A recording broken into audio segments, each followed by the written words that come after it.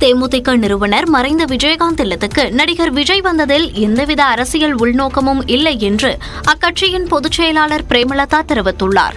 விஜயகாந்தின் 72வது பிறந்த நாளை முன்னிட்டு தொண்டர்கள் விஜயகாந்தின் உருவப்படத்தை டாட்டோ வரையும் உலக சாதனை நிகழ்ச்சி கோயம்பேட்டில் உள்ள அக்கட்சி அலுவலகத்தில் நடைபெற்றது.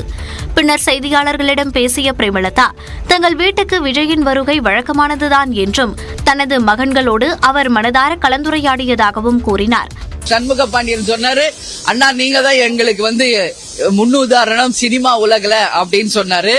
அப்ப அவர் சொன்னாரு விஜய பிரபாகரனை பார்த்து, நீ தான் எனக்கு சீனியர் அரசியல்ல, சிறப்பா பேசுற, வாழ்த்துக்கள்.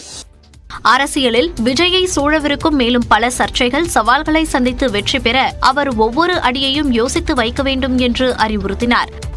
இது இப்பதான் ஸ்டார்ட் ஆயிருக்கு சர்ச்சைகள். இன்னும் இது மாதிரி பல சர்ச்சைகள், சவால்களை சந்திக்க வேண்டியதுதான் அரசியல்.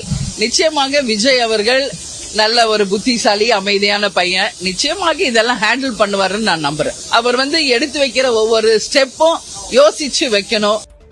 கடவுள் மறுப்பு கொள்கை கொண்ட திமுக தலைமையிலான அரசு தற்போது முருகருக்கு மாநாடு நடத்துவது அக்கட்சிக்கே பின்விளைவை ஏற்படுத்தும் என்றும் பிரேமலதா கூறினார்.